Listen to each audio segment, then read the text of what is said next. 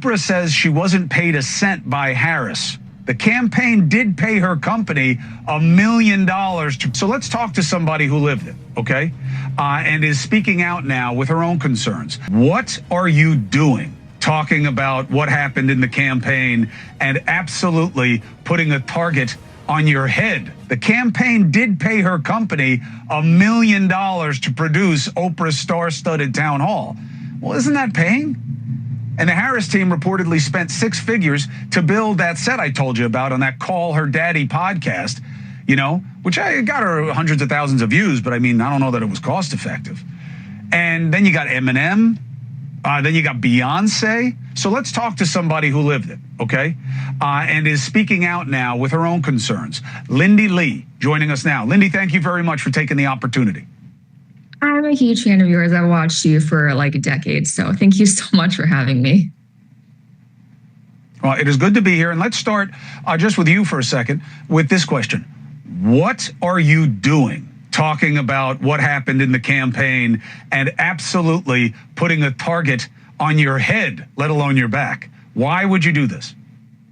If we don't confront reality, if we don't address these very serious issues, we're going to keep losing. And I really like what you've said, you know, earlier in the segment.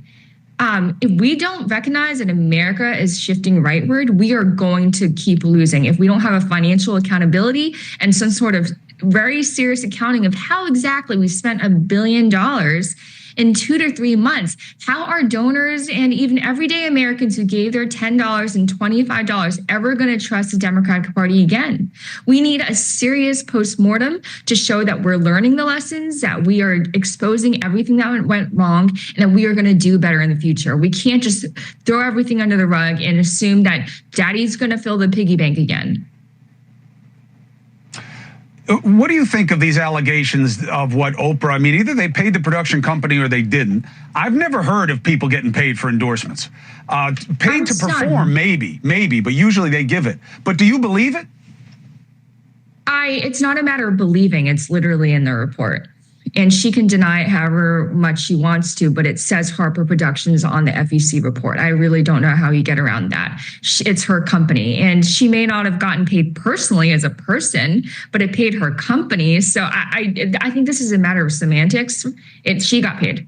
And it's just, if my donors had known beforehand that the money would be dispersed this way, I do not think they would have given.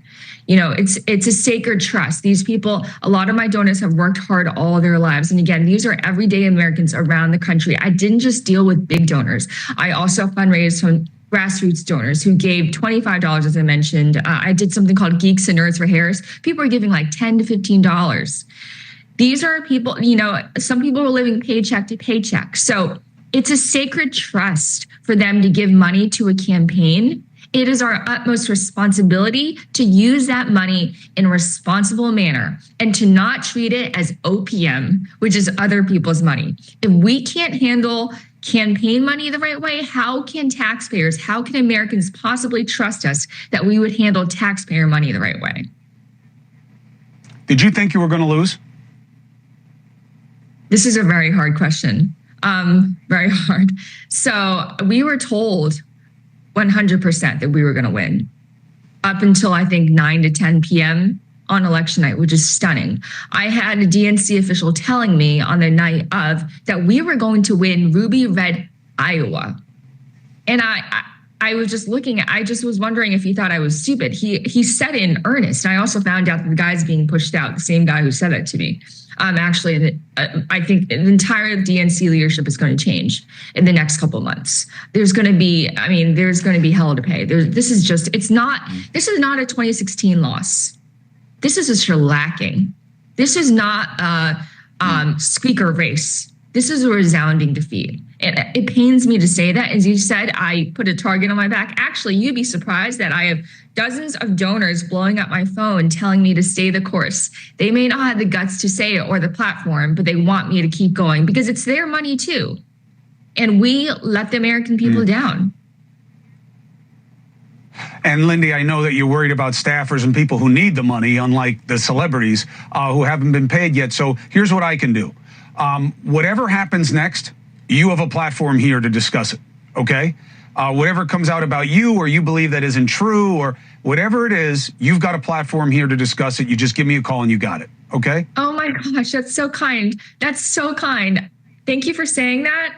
I'm also not worried about me because I'm someone who's never even like smoked marijuana. I don't even drink alcohol. So I live my life in such a rigid manner. I'm a workhorse, you know, so I'm not afraid of what people could possibly say. It wouldn't be true. So come at me, you know, everything that I've said, every single hour, it seems like what I've been saying has been substantiated. Just in the past couple of hours, we saw that the Harris campaign gave Al Sharpton his company $500,000. And a few moments later, he was endorsing her resoundingly. And this is not good optics. It's journalistic malpractice. You know, perception is reality in this industry.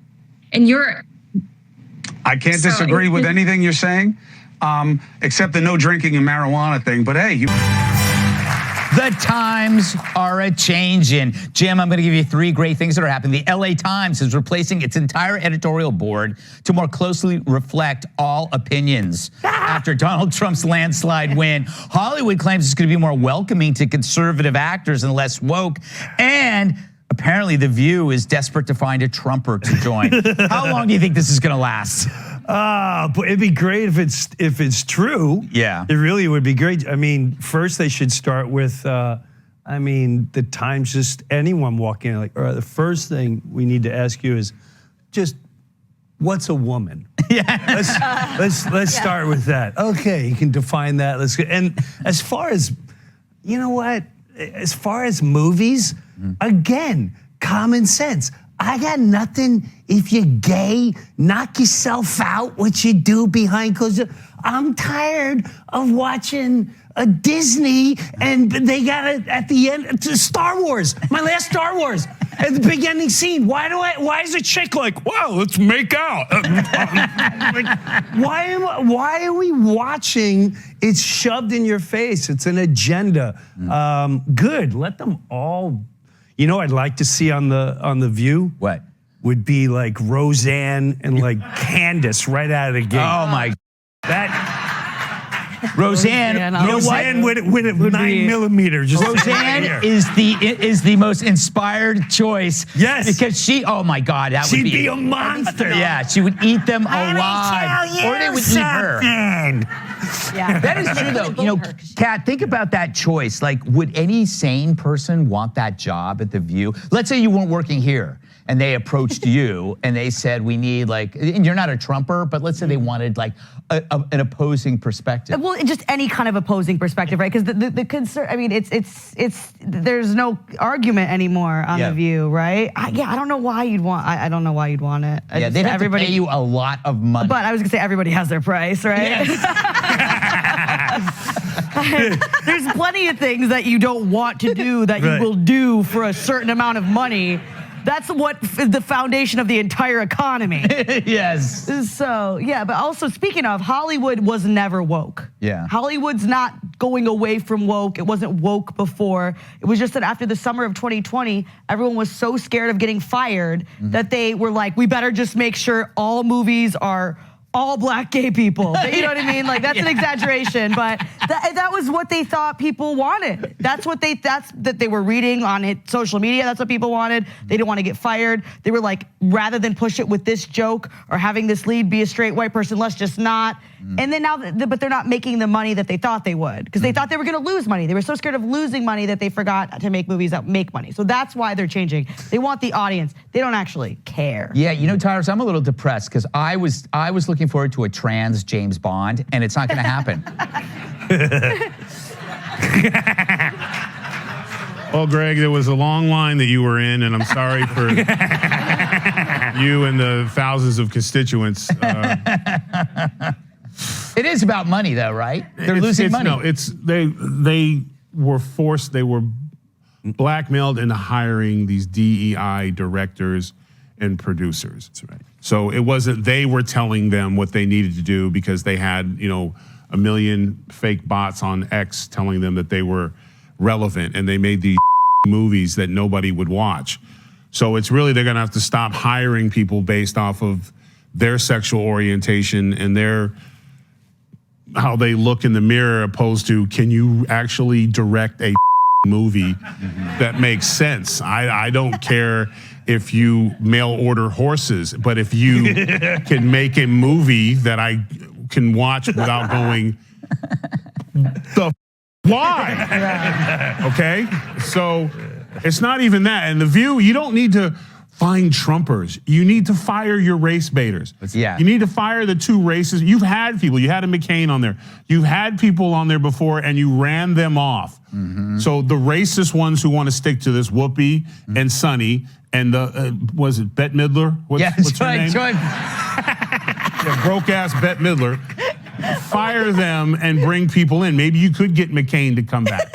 She was a Republican, but every show and every break, she was nearly in tears because she was being attacked. So the problem is that you have to go after the racist people. And if the CEO goes, you know what? I'm not going to allow a woman on my show or man that will go after white America and talk about them like dogs. That doesn't represent our ideals or values for anyone. And get rid of those people, and this will clear up real quick. So do you have to actually look in the mirror and clean up your own backyard and get the racist people out? Because that's who you allowed in. You allowed black racists on TV who could just go all day and say anything about white people. And I guess lo and behold, they forgot that there's a lot of people at home, white people at home during the day that are not watching your show anymore. So just clean it up. Yeah, you know, Emily,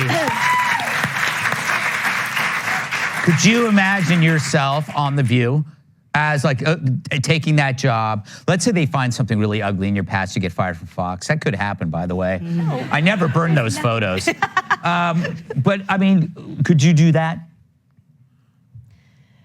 I get very sensitive. This is my total honest answer. Like I get very sensitive to things. So I don't thrive in the like really nasty environment. I mean, I don't know who would. But and I think could cry into a big pile of money. That's right. You know what? On that like it's only an hour a day to feel awful, and then you go home and you just roll around naked in a pile of $100 bills. I'm like #worth it. Yeah, I think I really appreciate your point because you know there was a lot of systemic rot that we saw because of the amplification, because of the hosting of those really vile points of view. Remember when Senator Tom Cotton's op-ed, there was uproar, right? And the New York Times said, we're not gonna publish this. The decision makers behind that, the hosts of the crazy things that we've covered on this show, the absolute racism, who hosted that? Who published it? Who signed off on that? You're absolutely right. There needs to be a total audit of those editorial boards because there's always going to be vile individuals and ridiculous extreme points of view, but it's the hosting and the acceptance of that. If they actually had some character infused into the mainstream media and quelled those voices instead of stoking them, then I think the coverage of the next 4 years might actually be fair. And that's what the American people deserve.